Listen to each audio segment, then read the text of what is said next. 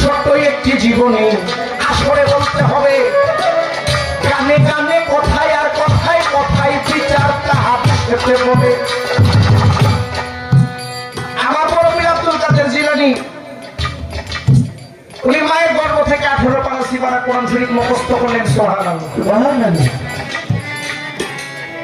আমার বড় পীর আব্বা হুজুর তাকে কি মাদ্রাসার মধ্যে ভর্তি করবেন। ওই সময় বাগদাদ শহরে বড় কোনো মক্তব ছিল না। আমার বড় পীর আব্বা হুজুর তাকে একটি মাদ্রাসার মধ্যে প্রাথমিক একটি মাদ্রাসার মধ্যে ভর্তি করলেন। মাদ্রাসার শিক্ষক বড় পীরকে জিজ্ঞেস করছে, এই পিচ্ছি তুমি বলো তো আলিফ। আমার বড় পীর কয়, হুজুর এটা আমি পারি। হ্যাঁ বলে বা কয়টাও পারি, কয়টা কয়টাও পারি। তোমার যা দিকে তুমি সব পারো, তুমি একটু পয়লা শোনাও তো। এখন আমার বড় পীর করজনে বলছে, হুজুর আপনি যদি আমাকে জিজ্ঞেস করেন, যদি সুযোগ দেন, সময় দেন, তাহলে আমি আপনাকে কোরআনটা পড়তে শোনাই।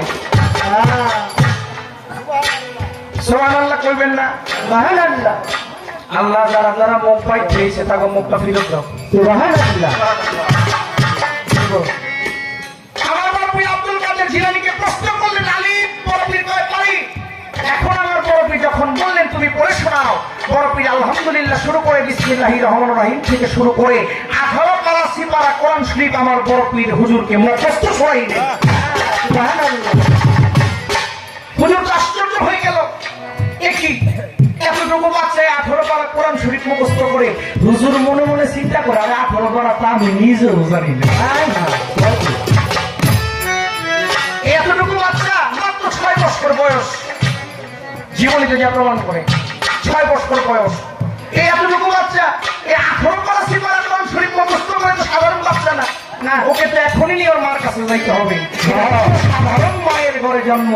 নেই না বড় হাত ধরে তার বাড়ির দিকে করি রবায় না বড় পীর কয় কোথায় যাচ্ছেন হুজুর আমার হাতটা ছাড়েন না ও হুজুর আপনি আমারে নিয়ে যাইতেছেন কই কয় তোমার মায়ের কাছে নিয়ে যাচ্ছে তুমি কোথা থেকে শিখলে এগুলো এখন বড় পীরের দেখে ওনার মায়ের কাছে নিয়ে যাইতেছে হাতে ধরিয়া আর বড় পীরের মা উনি বারান্দার মধ্যে দাঁড়ায় দাঁড়ায় চুল আসতেছিল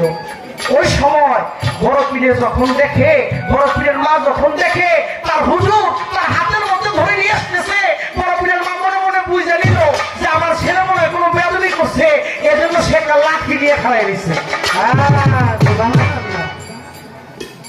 আমার ছেলে মনে হয় কোনো বেদনি করছে এই জন্য সে একটা লাঠি নিয়ে দাঁড়িয়েছিল আর আমার বড় পীর ছোটবেলায় উনি একটু কি টাইপের মানুষ ছিল চালাক টাইপের মানুষ আমার বড় পীর ধ্যান করে দেখলেন তার মা লাঠি নিয়ে দাঁড়িয়েছিল খাই ছেড়ে আজকে আমার বলে মায়ের মনে হুজুরের হাত থেকে ছুটে দৌড় দিয়ে চলে গেল একটা কবরস্থানের মধ্যে এখানে তো অনেক কথা আছে যে কবর গুলোর মধ্যে পাড়া পড়ছে সেই কবরের মুদ্রা গুলা মৃত মানুষগুলো মুদ্রা গুলো চিন্তা হয়ে গেল আমি সেদিকে যাব না হ্যাঁ কবরের মধ্যে গিয়ে দাঁড়ায় রয়েছে কবরস্থানের মধ্যে আর বড় পীরের আম্মা হুজুরের কাছে নত শিরে বলছে হুজুর আমার ছেলে কি আপনার সাথে কোনো বেয়াদবি করেছে বলে না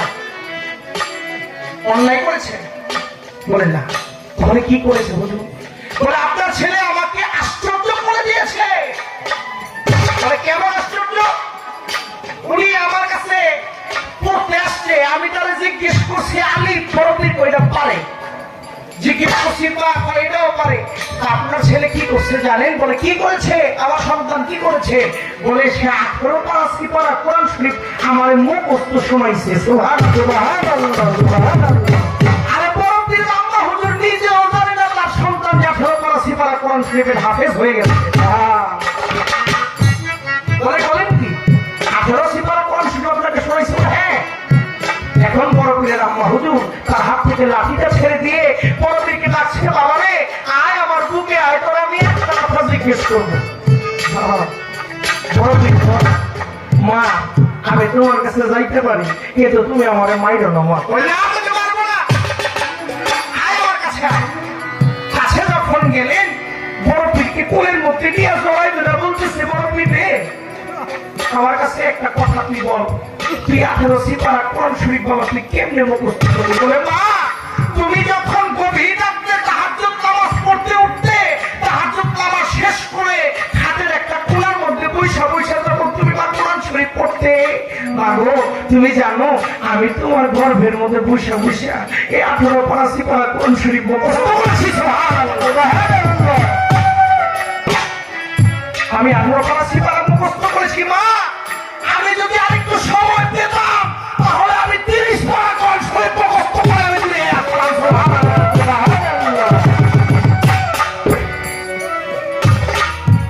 এখন বড় পীরের আম্মা হুজুর চিন্তা করলেন যে আমার ছেলেকে উচ্চ শিক্ষায় শিক্ষিত করার জন্য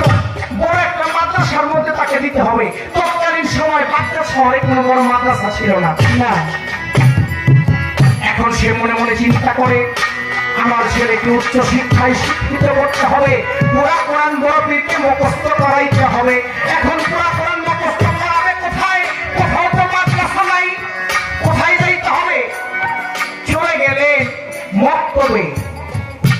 মক্তবে নিয়ে আমার বড় পীরকে মক্তবে ভর্তি করলেন কিন্তু যেদিন বড় পীর মক্তবে যাইব তার আগে তার মা একটা কাজ করছে কি কাজ বাবা তোমাকে একটা কথা বলছি বলে কি মা বলো তুমি আজকে থেকে মক্তবে যাবে বলে হ্যাঁ মা আমি তো যাবো